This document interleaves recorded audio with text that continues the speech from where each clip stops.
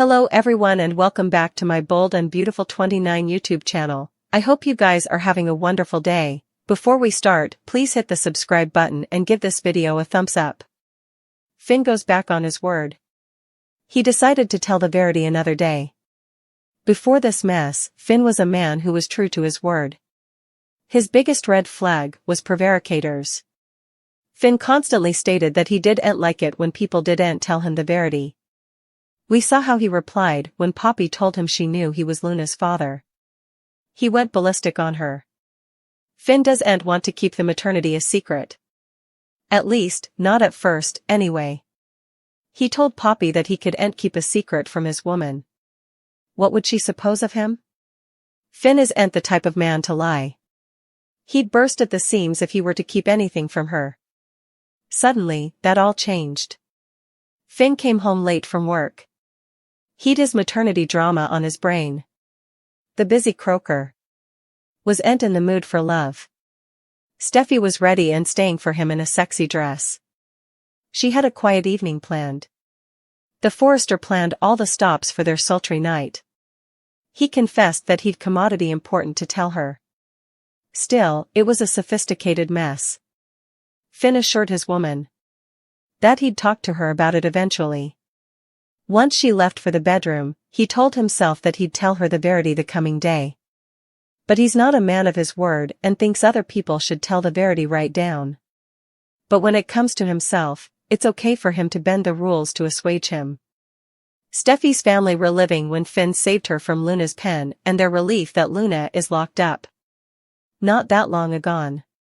Finn demurred down the door and saved Steffy from Luna's pen. Steffy had all but given up stopgap as a crazed Luna held her interned while Steffy's family allowed. She'd left city. Still, Finn nearly incontinently realized that Steffy's jest was out, and he started looking for her. That paid off in a big way when he set up her. Luna ended up in captivity when all her other's crimes came to light. Veritably lately, Finn ran a maternity test after he didn't believe Poppy when she told him that he was Aunt Luna's father. Of course, the test proved that Finn was Luna's father, and he took Poppy to task for keeping his son down from him. Finn felt that if he'd been part of Luna's life, perhaps she wouldn't have killed two people and held Steffy interned. Finn keeping his secret to himself, Brooke soliciting for another chance, and Liam griping to Bill while Luna heated in. Finn plotted with whether or not he should confess to Steffy. She took his worried address as being sorry for forgetting about their anniversary, and he clarified that there's commodity huge importing on him. She assured him that whatever it is, they will handle it. Steffy pushed him to just say it and get it all off his casket. There's nothing they see and overcome. Their love and bond as ever. Finn tried to drop it and promised to tell her latterly so they could have a good night, but Steffy didn't want to let it go. She prompted him to tell her what's going on and get it all off his casket. He made a speech about loving her and the kiddies and made her pledge to flash back their family is his whole world. Steffy also went to slip into commodity a lot less comfortable while Finn promised himself that he'd come clean hereafter. Over at Bill's house, Luna heated in as Liam talked about Steffy and Finn. Liam admitted he was hard on Finn and wrong for attacking his character over and over. He reiterated he respects Steffy and Finn's marriage and indeed admitted Finn was right about so numerous effects, including Steffy and Luna. Liam also went on a digression about Luna's pitfalls to Steffy and her shocking conduct, especially towards her own kinsman's family. Bill, thankfully, squashed him before it went too far and gently scuffled Liam out. No sooner was he out the door than Luna was crying in his arms. Meanwhile, Brooke was at the manse trying to tell Ridge she was simply trying to save his company and asked to try and work effects out between them. She pledged her devotion to him, no matter where she worked or who for, and asked him to come home just as Taylor walked in the room. Taylor wasted no time calling her out. She betrayed all the Foresters. Ridge also threw Hope's part in the achievement in her face and also asked her to leave. Before heading out the door, Brooke made one further plea for her man. After she left, Taylor laid into Ridge and made sure he knew this was nothing but Brooke manipulating him. He assured her there was nothing to worry about. he's right where he belongs, and they end up kissing and canoodling.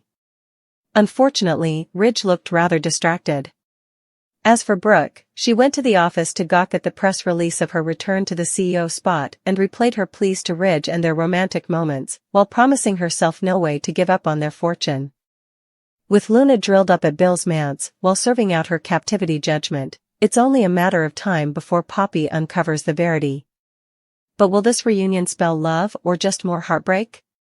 Bill and Poppy were a sizzling point just a many months agone. But their relationship crashed and burned thanks to Luna's errors.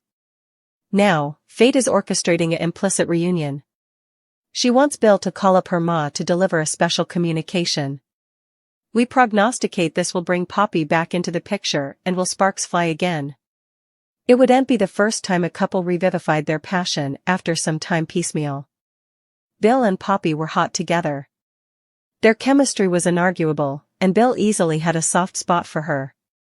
Sure, there were a whole lot of falsehoods and crooked turns during their love, but who doesn't have a rollercoaster love story in Los Angeles? Luna's situation is messy, to say the least. But could this unanticipated living arrangement actually work in her favor? If Bill and Poppy attune, Luna may just end up with the family she's always pictured of minus the whole serving time aspect. Still, Luna will continue lounging in the stage of luxury. Bill will step up as a formal stepdad if this works out. It's a cleaner piece's fantasy staying to be. Bill could be the fierce protection and have love in his life again, helping Luna and Poppy rebuild. Plus, this could serve to bring Luna near to will she failed at inviting Bill into her bed, but perhaps she'll have a better shot with his son. That would surely secure her fiscal future for times and times to come.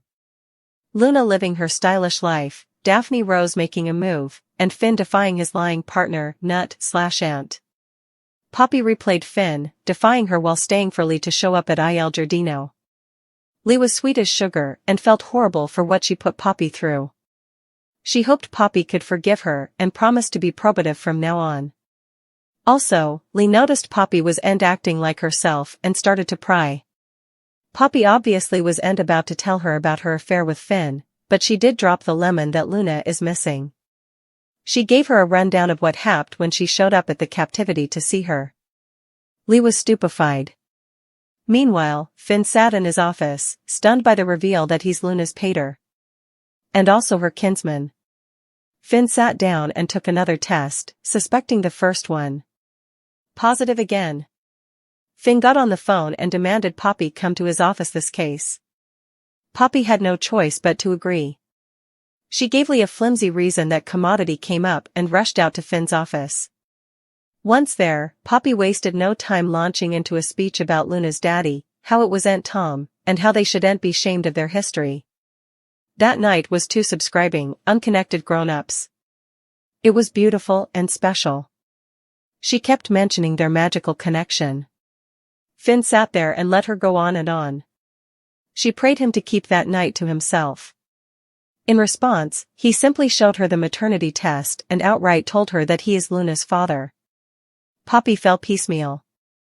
As for Luna, she was at home making herself a drink and gaping at snaps of Will Spencer. However, Mama, she said with a boo, if only you knew where I was. She seized herself from chocolates and relishes in her rich life at the Casa Spencer. She was having a grand old time until she was reminded that she's Tom Starr's son, or so she still thinks. Over at Forrester, Hope brazened Steffy and suggested she was over to Commodity. Hope reminded Steffy she's been burned by her too numerous times. Soon later, Zen showed up and Steffy praised his dynamic designs. Ultimately, Hope got tired of talking herself to death and took her leave. Formerly alone, Steffy and Zen got down to business.